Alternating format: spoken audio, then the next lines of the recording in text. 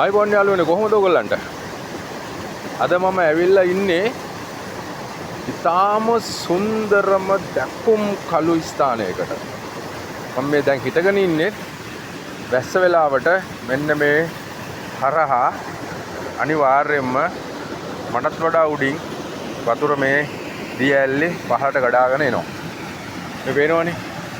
නාන්න කියන්නේ සුන්දරම තැනක් තමයි.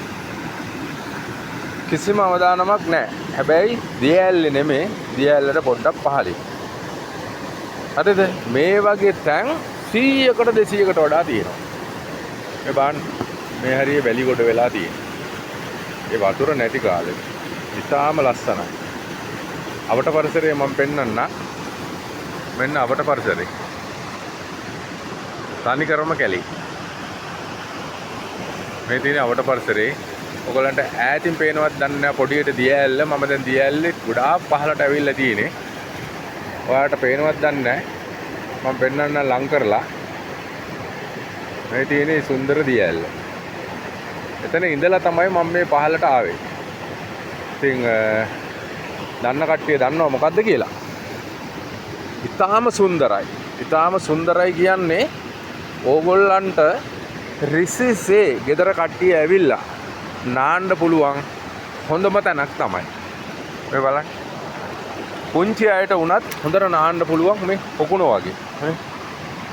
හොඳටම නාන්න පුළුවන්. හරිම ලස්සනයි. ඉතින් මම කියන්නේ නෑ ඕගොල්ලන්ට අනවශ්‍ය විදියට මෙතන දඟ කරන්න ගිහිල්ලා තුවාල කරගන්න එහෙම නැත්නම් ජීවිතෙන් වන්දි ගෙවන්න කියලා.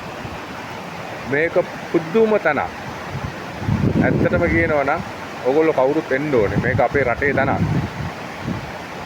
මේ දී ඇල්ල ඔහොම දිගටම වර්ෂාව වෙලාවට මේ ගල්පර මහා විශාල අතරින් තමයි මේක පහළට යන්නේ. මේ ගල්පර එකක්වත් පේන්නේ නැහැ පහළට යන වෙලාවට. ඒ වර්ෂාව තියෙන කාලෙට. දැන් නම් වර්ෂාව නැහැ. පුදුම සුන්දරත්වයක් තමයි මේ දී ඇල්ලේ තියෙන්නේ. ඉතින් ඕගොල්ලන්ව මම එක්ක යන්නම් දැන් දී ඇල්ලේ පාමුලට. මොකද වීඩියෝ එක ගොඩක් දිග වෙනවා. මට යන්නත් පොඩ්ඩක් පාර අවශ්‍යයි.